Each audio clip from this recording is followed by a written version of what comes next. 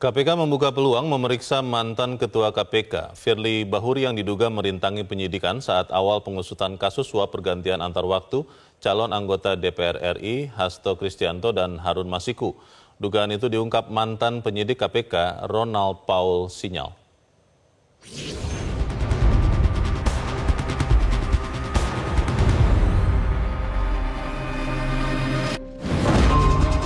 Fakta baru terungkap dalam pengembangan penyidikan dugaan suap pergantian antar waktu anggota DPR yang menjerat Sekjen PDIP Hasto Kristianto dan Harun Masiku.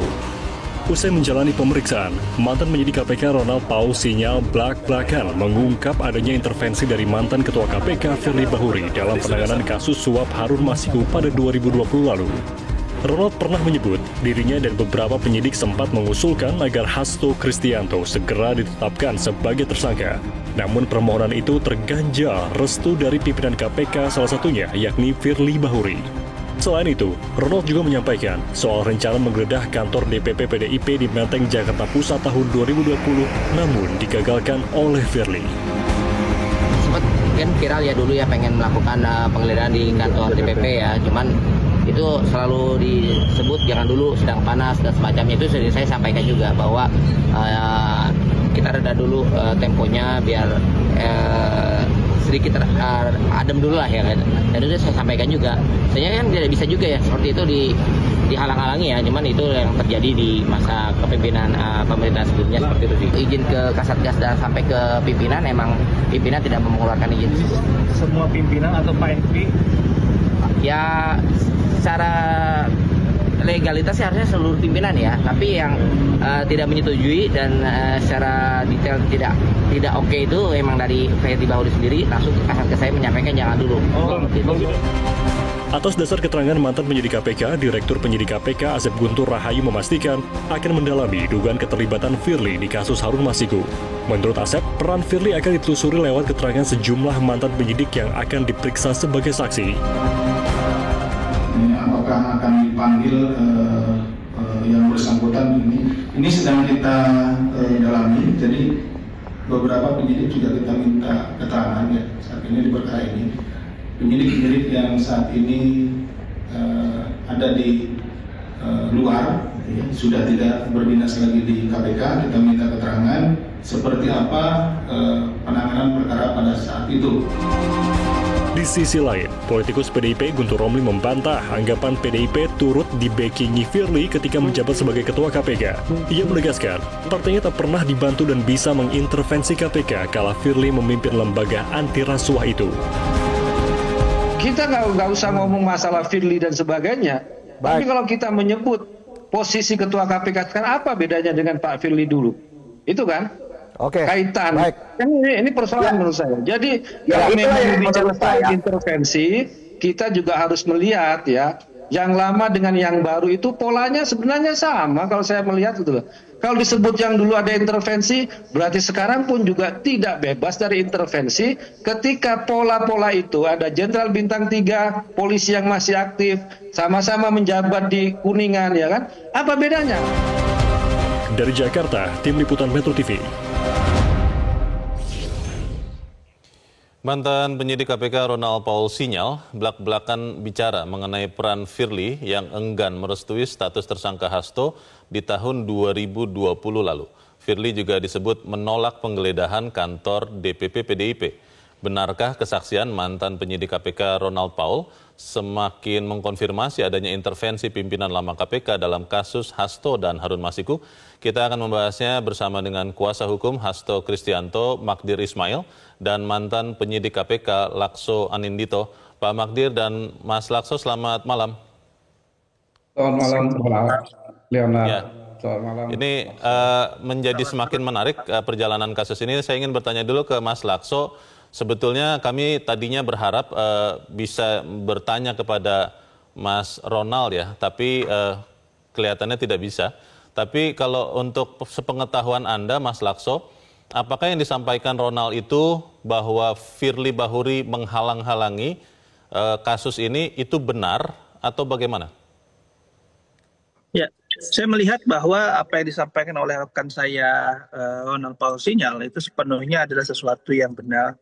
Kenapa? Karena kalau kita bisa melihat bahwa kita perlu ingat sejak Pak Firly menjabat jadi deputi penindakan di Komisi Pemberantasan Korupsi, kita bisa melihat pada saat itu ada petisi yang dikeluarkan oleh pegawai KPK untuk meminta Pak Firly Bahuri untuk mundur. Karena pada saat itu adanya upaya-upaya yang tidak melanjutkan kasus-kasus yang seharusnya naik ke tahap proses penyidikan. Dan kalau bisa kita lihat lebih lanjut pada kondisi kekinian, pada saat momentum terjadinya bukan hanya pada saat menaikkan tersangka pada tahun tersebut ya, tapi kalau kita bisa lihat pada saat tim pemburu Harun Masiku akan menangkap Harun Masiku yang waktu itu sudah teridentifikasi lokasinya dan waktu itu sempat ramai juga, salah satunya adalah sahabat kita Pak Aswad Nugraha, itu langsung ada proses tes wawasan kebangsaan. Dan pada saat itu tim pemburu Harun Masiku pun diberhentikan. Jadi saya melihat sebetulnya di sini sudah jelas petunjuk-petunjuk yang bisa kita lihat adanya upaya intervensi dari pimpinan yang lama untuk tidak menjadikan kasus Pak Hasto Kristianto bisa naik ke tahap selanjutnya. Dan inilah yang menurut saya menjadi catatan hitam yang sering saya ungkapkan berkali-kali pada berbagai forum bahwa ternyata pimpinan lama tidak mempunyai komitmen yang cukup serius untuk menindaklanjuti kasus terkait dengan Pak Hasto Kristianto. Mas Lakso, Anda ikut di dalam tim yang mengejar Harun Masiku atau pernah diceritakan atau diperlihatkan bukti perintangan oleh Firly Bahuri kepada kasus ini, atau memang Anda tidak punya informasi itu? Saya satuan tugas dengan tim yang melakukan pemburuan Harun Masiku. Jadi untuk tim pemburuan itu terdiri dari gabungan berbagai satuan tugas, dan saya sendiri pun pernah mengalami pengalaman langsung ya, di mana ada penghalang-halangan dalam proses penegakan hukum dilakukan oleh pimpinan KPK pada saat itu. Bentuk penghalangan atau perintangan itu apa, Mas Lakso? Apakah misalnya berbicara langsung kepada Anda dan tim, apakah di telepon atau mungkin ada catatan tertulis, WA, chat atau apa ya? Biar kita bisa jelas. Pada waktu tersebut yang penghalang-halangan dilakukan oleh Pak Firly Bahuri adalah tidak kunjung proses penanganan perkara ya pada saat yang mungkin deputi. Dan pada saat saya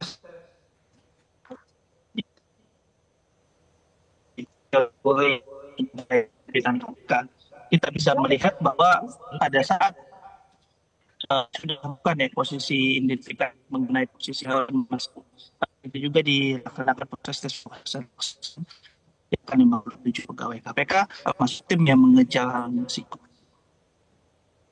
Oke, saya ingin ke Pak Magdir dulu. Pak Magdir, kalau kita melihat ini sudah ada lagi kesaksian dari mantan penyidik KPK, Ronald Sinyal, yang mengatakan bahwa ada penghalang-halangan oleh Firly Bahuri kepada kasus ini. Pendapat Anda seperti apa, Pak Magdir?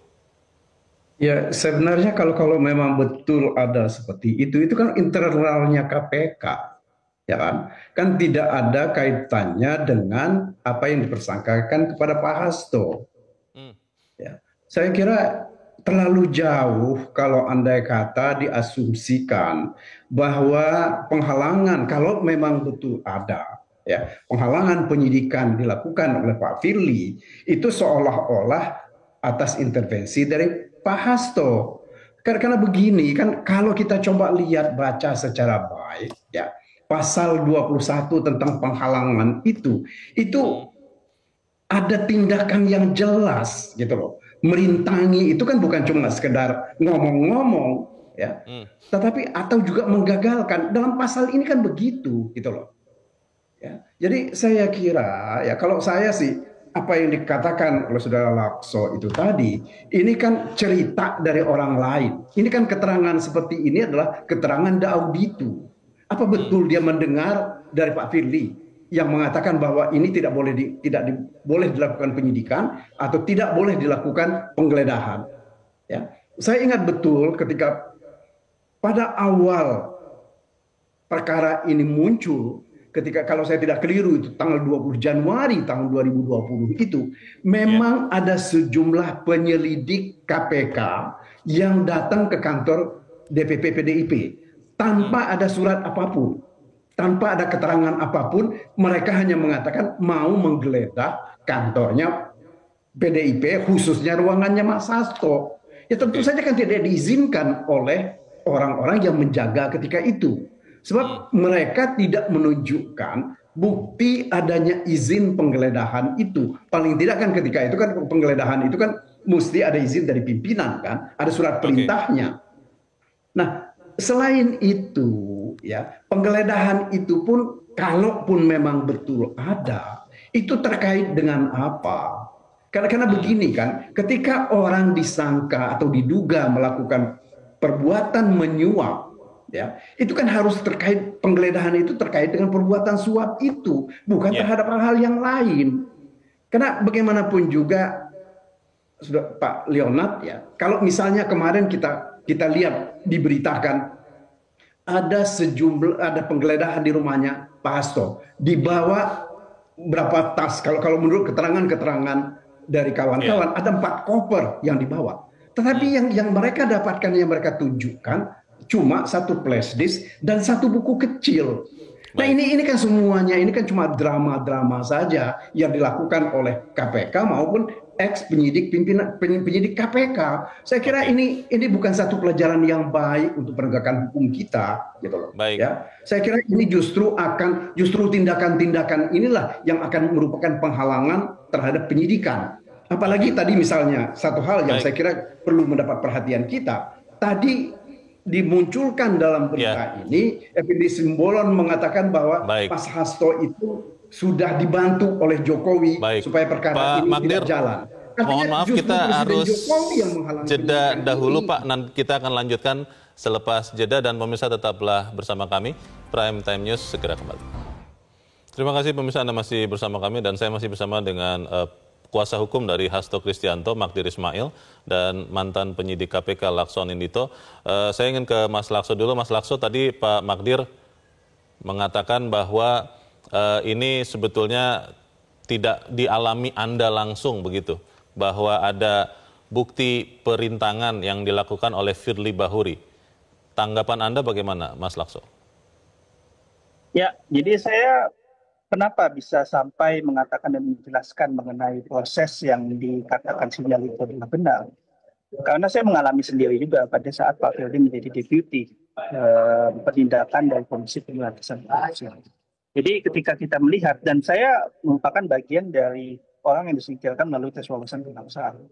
Nah, jadi saya melihat dari kumpulan peristiwa-peristiwa itu menunjukkan adanya satu petunjuk bahwa memang Pak Firly Bahuri memang melakukan proses penghalang-halangan atas kasus Hasto. Memang saya nggak langsung menangani kasus Pak Hasto Kristianto, tapi di sini saya melihat dari petunjuk-petunjuk apa yang saya alami, itu kan yang ingin didapatkan dari proses diskusi pada malam ini. Saya melihat bahwa memang ada indikasi-indikasi dan tindakan-tindakan Firly yang sebenarnya itu serupa dan sama. Sehingga kita bisa melihat juga dalam proses kenyataannya, kasus Firly Bahuri, kasus Hasto Kristianto itu baru naik ketika Firly Bahuri sudah tidak menjabat sebagai pimpinan KPK. Itu yang saya. Itu ya, jadi bentuk perintangan itu adalah tidak dinaikannya status tersangka Hasto Kristianto pada saat Firly Bahuri masih memimpin KPK, begitu ya Mas Lakso ya? Bukan hanya dari tidak dinaikannya status Hasto Kristianto sebagai tersangka, tapi saya melihat juga dari bagaimana Pak Firly Bahuri menyikapi dan melakukan tindakan-tindakan terkait dengan pengejaran Harun Masiku ya, itu menjadi salah satu indikasi yang kuat bahwa memang adanya proses tindakan perintangan. Ya, baik. Pak Magdir, ini KPK mengatakan membuka peluang untuk juga memeriksa Firly Bahuri terkait dengan pernyataan dari mantan penyidik KPK Ronald Sinyal. Tanggapan Anda seperti apa Pak Magdir? Iya, saya kira itu memang kewenangan KPK ya. Tetapi membawa perkara ini kemana-mana, menurut hemat saya nggak ada gunanya. Tidak akan menyelesaikan persoalan. Kenapa KPK tidak fokus mencari Harun Masiku? Ya, karena yang real melakukan perbuatan pidana itu sesuai dengan putusan-putusan pengadilan yang sudah diputuskan bahwa ada perbuatannya Harun Masiku melakukan suap. Gitu, ya. Kita nggak tahu nih sekarang misalnya, apakah memang betul pihak penyidik itu ya secara secara persis mencoba mencari Harun Masiku dengan tindakan-tindakan terukur. Ini kan cuma sekedar bicara saja. Misalnya tahun lalu kita dengar beberapa kali pimpinan KPK mengatakan bahwa Harun Masiku itu sebentar lagi akan ditangkap. Akan tetapi kan ini kan tidak pernah terjadi. Yeah. Apakah memang misalnya keterangan-keterangan pimpinan KPK yang lalu itu, apakah juga ada kaitannya dengan perintangan yang dilakukan oleh Pak Firly? Saya nggak yakin itu, gitu loh. Saya kira mari kita coba fokus pada perkara ini, ya, karena bagaimanapun juga ini yang kita tidak inginkan adalah politisasi terhadap kasus ini untuk kepentingan orang-orang tertentu. Saya bisa katakan ini sebagai politisasi. Ada melihat indikasi itu ya, Pak Magdir? Dari Effendi Simbolon tadi jelas ya bahwa politisasi itu sudah terjadi di sini. Oke. Nah, mari kita fokus kalau memang betul ada suap yang dilakukan oleh Pak Hasto, itu harus ada buktinya suap itu. Kan delik inti suap itu adalah memberikan sesuatu, ya, memberikan hadiah atau janji. Nah, dari persidangan perkara yang ada selama ini tidak pernah dibuktikan bahwa Hasto itu memberikan hadiah atau janji kepada anggota KPU. Jadi begitu, saya kira Leonard, ya, kalau menurut hemat saya, mari kita fokus kepada perkara ini, jangan kita bawa kemana-mana yang tidak ada ujungnya. Sebab penegakan hukum yang harus dilakukan ini jangan sampai menimbulkan ketidakadilan baru gitu terhadap orang yang tidak bersalah. Kita tunggu berarti kelanjutan dari penanganan kasus ini. Terima kasih Pak Magdir Ismail dan Mas Lakso Anindito sudah mencerahkan kami. Selamat malam.